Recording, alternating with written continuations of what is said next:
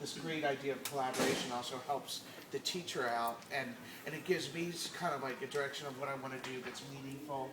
We've been with chairs, we've illustrated the state physics standards.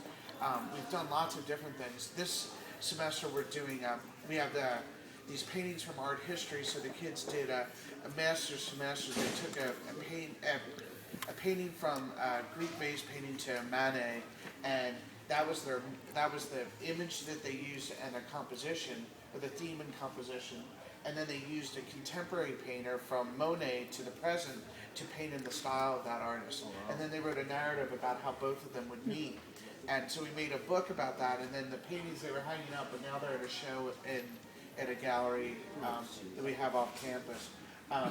And then the second part of the semester, the kids are illustrating stories from Kurt Vonnegut's Welcome to the Monkey House. They're these short stories that Vonnegut wrote in the 1950s and 60s.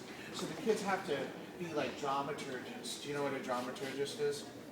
No. It's just like pretty random thing. But when somebody's going to make a movie out of a book, or put a play together out of a book, they get a dramaturgist, and that person interprets what's going to actually go in the play, and then they hand that off to the director, and then the director puts it together. It's kind of like a screenwriter, I guess. So they're the screenwriters for this, and they have to put their they have to decide what goes in and what doesn't. What picture they're going to put in that's worth 1,000 words that they're not putting in. And it's very difficult. It's a way harder assignment than we thought it was going to be. So your take of things, this isn't the assignment you've done before. Yeah, I've never done an assignment twice. So would you? Oh, so you wouldn't come back and tweak that assignment and say for? Maybe I would do something when I'm doing another assignment. I'll remember. So one thing that I showed them my storyboard that I did, and I did the storyboard 3 different ways, and sometimes it worked out, but sometimes I still had to add a picture in and stuff. Nothing was perfect. So I said, hey, I'm not perfect, so why don't you, here's 3 different ways to storyboard it, you decide. And so you know what they decided? The 4th choice, a lot of them. They didn't do a storyboard. So then they're like, whoa, this is so hard. I'm like, right, isn't it? Yeah, it was hard for me, and I did 3 storyboards, and you didn't do any. And they're like, well, we didn't necessarily need a storyboard. We could have just done like with a big piece of paper with like a list of all the images that we're going to do and the words that we were going to put on it and what order it went in. And I'm like, right, that's a storyboard. Like, oh. Sorry, go ahead. Even in 12th grade. What? How long have you been teaching for? I've been teaching for 22 years. Like as a PBL teacher?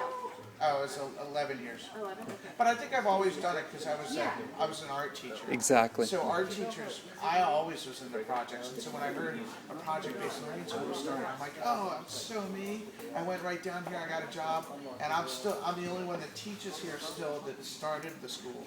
So if the art teacher's that way, you got to think it's because I was used to doing projects. I was used to going outside of my domain, and I'm interested in a lot of things. And so it's perfect for me, but it's not perfect for everybody. It's not perfect for every student. It's not perfect for every teacher. Because a lot of teachers never really like, I built houses, I did all kinds of stuff. I was a professional painter, a graphic designer, all kinds of stuff. So I had experience that I also mixed with my teaching. So when you were working as a PBL teacher, have you took projects that you used in traditional schools to here, or have you never used a project? In a sense, I taught AP art history, so I use a lot of art history to get, instead of them writing essays, they make art about they make art about art history, and that's project-based learning, instead of taking a test and forgetting. As the art teacher, do you find yourself in a bit of a in consultation role with the other teachers to help? Because what I see is that with all the different subjects, I see it intersecting with the art. So do you kind of help them out to imagine what that could become in their different subject areas? And I don't think that you need an art teacher necessarily to do that, but somebody that understands communications, because art in a high school is really communication. And so to be able to communicate what you know and what you understand. Now, one way to communicate what you know is to give you a rigorous test.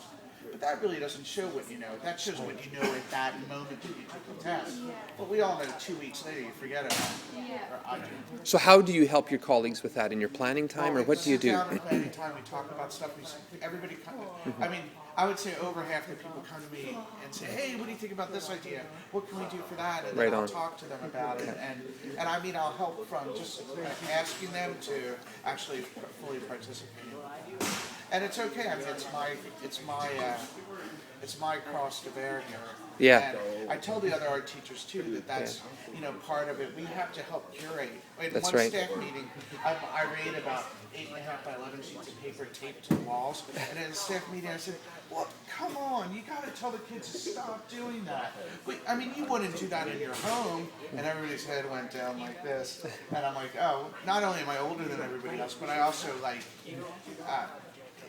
bring into, because science guys, they wouldn't know. An engineer wouldn't know that taping a piece of paper to the wall wasn't good. It's perfect. The tape holds it. It's nice and easy. The paper says information I need. What more could I possibly want?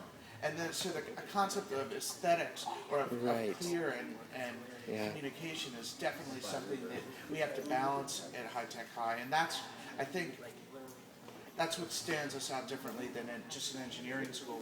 We also try and do beautiful work. Right. And I think that's really important. That shows. Because beautiful work, sticky work. Yeah. But ugly work is confusing and hard to understand.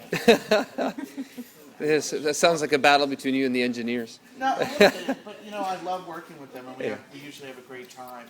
It's we did this bentwood chair project where each group of students had to make a bentwood chair, a lamp, and a book about making a bentwood chair and a lamp.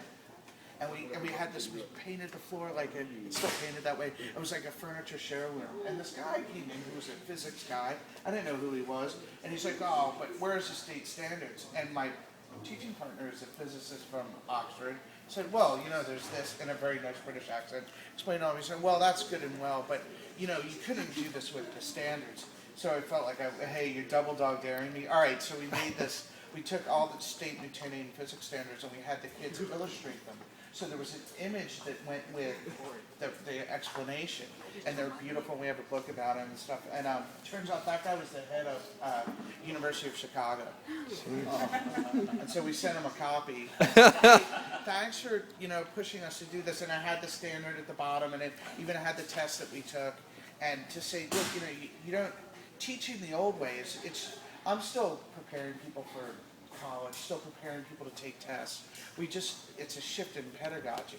So instead of you memorizing something, instead of me talking and you memorizing, I set something up and you go through it, you do the research, and you learn on your own, and you teach all these guys what you learn, and they teach you.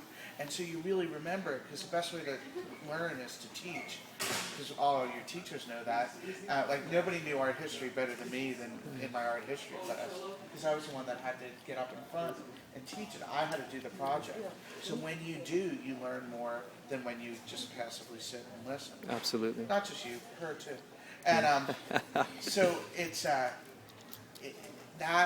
that's where we're trying to get. It's a shift in pedagogy. So if test scores are super important, great. They're going to learn even better. Our scores are fine. Our scores are great. Our SAT scores, that's what you take to get into college in the States. It's the same in Canada now. And our scores are through the roof. And it's because the kids really know, not just memorize.